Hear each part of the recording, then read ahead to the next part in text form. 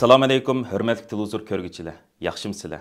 Dünya Uyghur Qurultayı Tor televiziyasının günlük xəbərlər proqramısına xoş gəldinglar. Mən İftixar Abdurşid.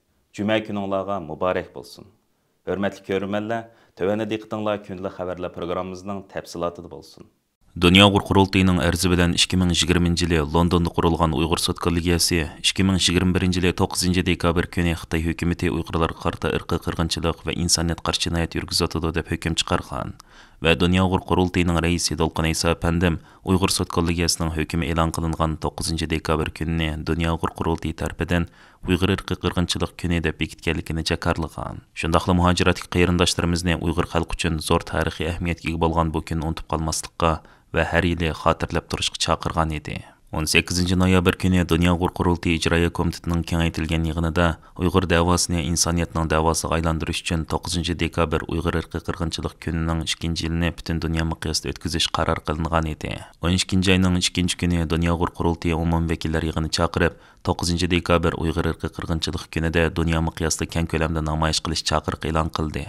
Dünya Uyghur Qurultayının bu yig'inida 9 dekabr kunini Uyghur irqi qirg'inchilik kuni qilib bekitilganligining 2 yilligi munosabati bilan Sharq Turkiston davosi va Uyghur xalqining mustaqillik arzusini xalqaro kun tartibida tutib turish va hilam davom qilayotgan Uyghur irqi qirg'inchiligini to'xtatish va xalqaro jamiyatga eslatish uchun muhacirat qaysi tashkilotlarning keng ko'lamda namoyish va xotirlash faoliyati o'tkazish qarori ilindi. Qurultayning umum vakillari yig'inida e'longan qarorlar bo'yicha 9 dekabr Germaniyaning München shahrida keng ko'lamli namoyish ilib berish planlangan. Dolqun İsa Efendi bu munosabat bilan Qurultay Tor televiziyasidan maxsus chaqiriq e'lon qilgan edi. 7 dekabrdan e'tiboran boshlangan bu faoliyatlarda har qaysi davlatlarning parlament a'zolari qisqa video e'lon qilib, o'zlarining mazkur kunni xotirlaydiganligini va Uyg'urlarni har vaqt qo'llaydiganligini ifoda qilishdi. Shu kuni tushdan keyin Dünya Uyghur Qurultayining o'rinlashtirishida nemischa tor ilmiy muhokama yig'ini o'tkazildi. Bugun, ya'ni 8 dekabr kuni tushdan keyin va kechqurun inglizcha va arabcha tillarda tor ilmiy muhokama yig'ini o'tkaziladi. Onundan başqa yana Türkiyədə 9 və 10 dekabr günləri Dünya Uyghur Qurultayı Vaqfisi və Uyghur Akademiyasının o'rinlashtirishida Uyg'urcha və türkçə tillarda parlament a'zolari və təşkilat rəhbərləri bilan Uyghur irqi qirg'inchiligini tanishtirish və ilmiy muhokama yig'inlari o'tkazildi. 11 dekabr kuni Amerika parlamentida bu haqda maxsus yig'in va axborot e'lon qilish faoliyati va shundaqla Kanada, Shvetsiya, Norvegiya, Avstraliya, Fransiya, Belgiya, Shvetsariya, Angliya va Yaponiya qatorliq joylarda bu kunni xotirlash munosabati bilan har xil faoliyat va namoyishlar o'tkaziladi. Uyghur Akademiyasi Vaqfisining sobiq raisi butkul hayotini Uyghur xalqining erkinligi, hurligi va milliy mustaqilligini qo'lga keltirish kurshiga atagan jangovar ustozimiz Farhod Qurbon Tangritog'li apandining 2023 yili 8 dekabr vafot bo'lganligi xabari har qaysi ellarda yashayotgan Uyghur qarindoshlarimizni cheksiz azoblantirdi. Dünya Uyghur Qurultayı və Uyghur Akademiyası qatorliq tashkilotlarimiz maxsus ta'ziyanoma e'lon qilib, marhumga Allohdan mag'firat, oilasidagilarga sabr tiladi. Yana ko'plagan siyosiy faoliyatchilarimiz va Uyghur qarindoshlarimiz turli ijtimoiy taratqular orqali ta'ziyalarni ifoda qilib, marhumga bo'lgan cho'nqur hurmatini bildirishdi. Dünya Uyghur Qurultayining raisi Dolqun İsa Efendim 8 dekabr marhumning vafoti munosabati bilan Qurultay nomidan e'lon qilgan ta'ziyanomasida mundaq deb ko'rsatdi. Uzun yillik sabdishim Dünya Uyghur Qurultayining sodiq qo'llag'uvchisi, Markaziy Turkiyadagi Uyghur Akademiyasi Vaqfining sobiq raisi, Xitoy ishlari tadqiqot institutining qurg'uvchisi, tadqiqotchi va akademik, fidokor milliy kurashchimiz doktor Farhod Qurbon Tangritog'li apandimning 2023 yili 12 oyning 8 kuni saharda Istanbulda kasallik sabab bilan Allohning dargohiga ketganligi xabarini anglab cheksiz azoblandim va qayg'urdim. Bu munosabat bilan men Dünya Uyghur Qurultayiga vakolatan marhumga Allohdan mag'firat, Köyümcan xonimi va septishi Gulzoda Tangritog'li, inisi Mutallib Qurbon boshchiligidagi butun oila tavobatlarga sabr tilayman. Kurashchan Uyg'ur ziyolisi doktor Farhod Qurbon Tangritog'li apandimning yotgan yeri jannatda bo'lsin.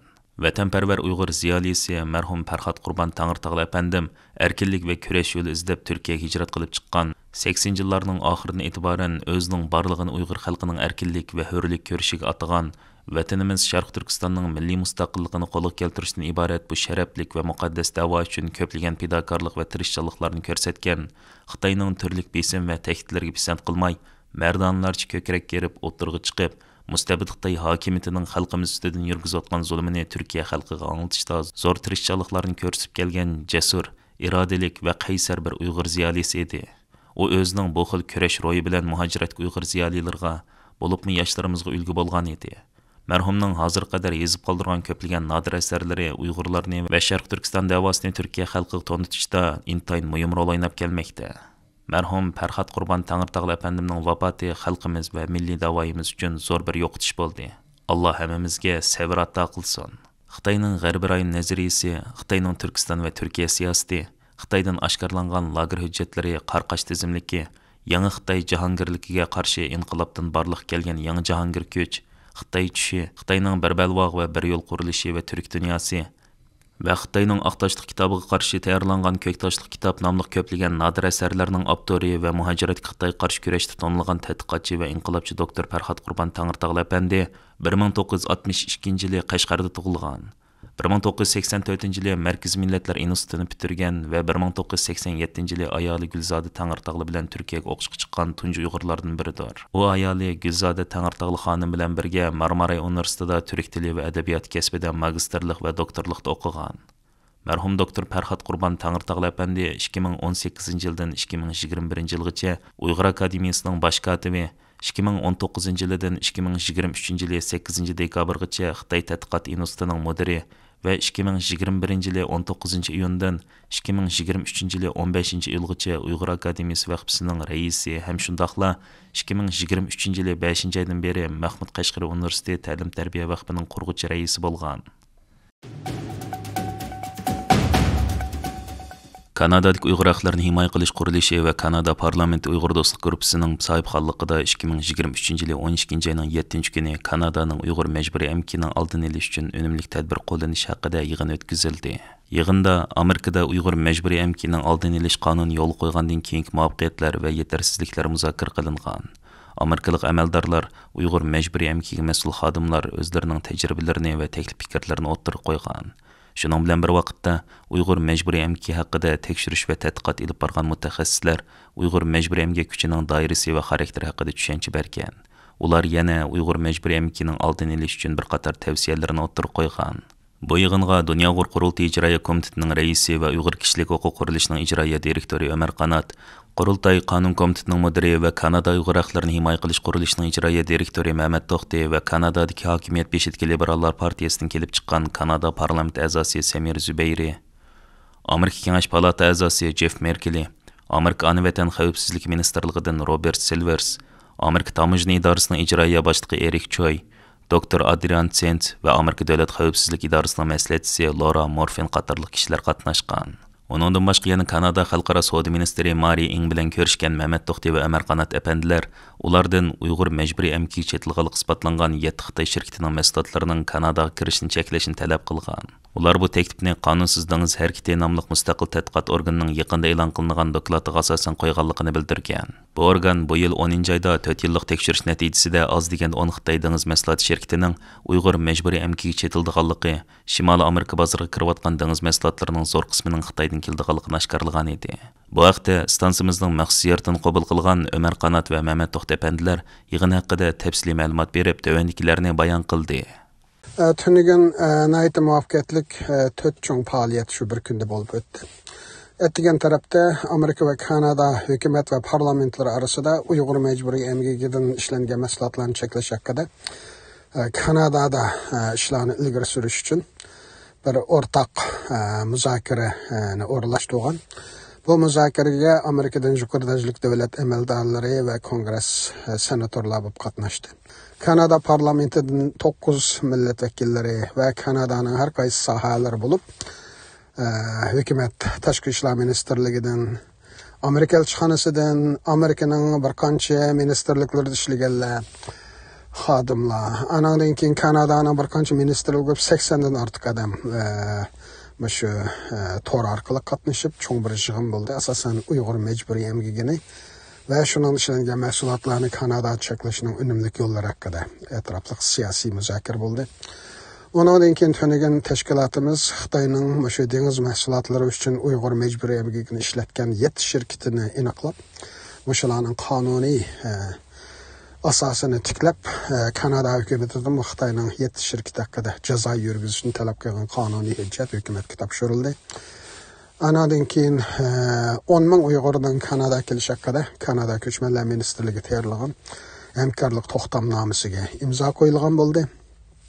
Anadaki en ahırda baş parlamentinin press gallery dep baş minister matbuatçılığı ötküzdüğün bir nokta ba. Şu yerda matbuatçılığı ötküzgen bulduk. Şuna kılıp bu faaliyetlerine ait muvaffakiyetlik ötküzüldü. Bu Uygurlarına dava tarixideki en muvaffakiyetlik ve çoğun bir faaliyet buldu. Şunlaşka Kanada matbuatların bu hakkında AKK'dan haber verişki başladı. Moşala hem de birisi teşkilatımızın İki devletinin hemkarlığını ilgiri sürüşte oynayan rolü fevkalade mühim.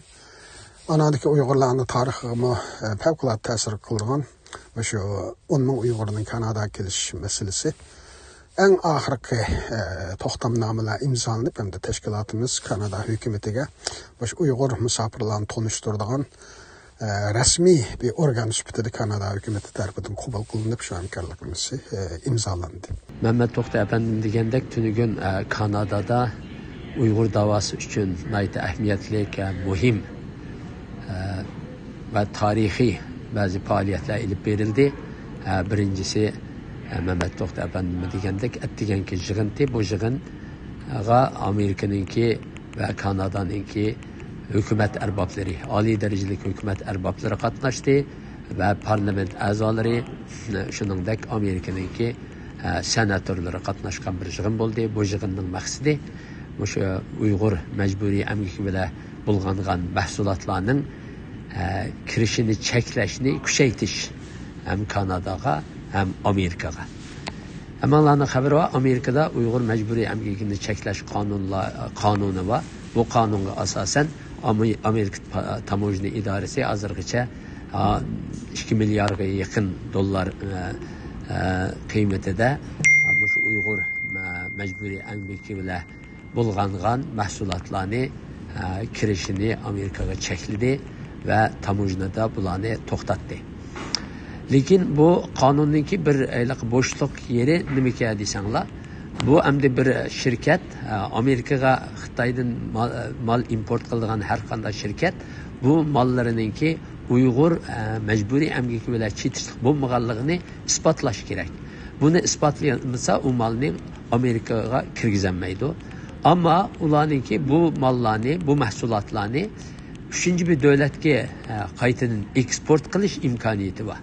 Ve bu bazı malumatlar qaraganda bunda şirketler bu mallarının köpünü şu hoşun devletlerge mesela demege Kanada'ga ve Meksiko'ga bir şeylerge kayıtını eksport kılgan gap. Bu yani bir yerde nait bir çoğun boşluk bu kanununki nait aciz tarafı. Şununla bu kanununki toluk icra kılınışı için hoşun devletlerinin mu Kanada'ga okşaş, Meksiko'ga okşaş hoşun devletlerinin mu bulup mu hemkarlışı gerek. Bunu koordine kılış gerek. Şu malların kirmesliği, kirgizmeslik meselesi de. Şunun için bu Kanada'da mu bir yerdeki parlament azaları, bir yerdeki parlamentteki Uygur davasını kollavatkan parlament azaları Kanada'nın şu mecburi Uygur mecburi emgikini çekleş kanununa okşaş bir kanunun Kanada'da mu yolga koyuluş için yol miğvatıdı. Yevropa İttifaqının yuqori dereceli əməldarları 7 dekabr peyshanba kuni Beijingda Xitoy Kompartiyasining bosh sekretari raisi Xi Jinping bilan ko'rishib, ikki taraf orasidagi savdo tangpungsizligi, kishilik huquq, Ukraina masalasi qatorliq bir qator masalalar ustida suhbatlashgan. Yevropa İttifaqı komitetining raisi Ursula von der Leyen va Yevropa Kengashining raisi Charles Michel qatorliqlarning Xitoy ziyorati boshlanishi oldida har qaysi kishilik huquq organlari bayonot e'lon qilib, ularni Uyg'urlar masalasini o'ttirib qo'yishga, bo'libmi Raila Davud va Ilhom To'xti qatorliq muddatsiz qamoqdagi kishilarning qo'yib berilishini talab qilishga chaqirgan edi. Yevropa İttifaqı heyeti 7 dekabrda uchrashishdan keyin e'lon qilgan yozim bayonotida o'zlarining Xitoydagi kishilik huquq vaziyati, bo'libmi Sharq Turkiston va Tibetdagi sistemlik kishilik huquq dafsanchiligi, majbur emgak masalasi haqidagi andishlarni qayta ta'kidlaganligini va Xitoyni va'dalarga amal qilishga chaqirganligini bildirgan. Reuters agentligining xabariga qaraganda, Yevropa İttifaqıning bu ziyorat hal qilmoqchi bo'lgan asosli masalasi Xitoy bilan bo'lgan savdodagi tangpungsizlikni tugatish ekan. Biroq uchrashda savdodagi ziddiyatni hal qilishga munosabatli konkret qadam ilinmagandan sirt yana Rossiyaning Ukrainaga qaratgan tajovuzchilik urushini to'xtatish masalasida bir ilgirlash hosil qila olmagan.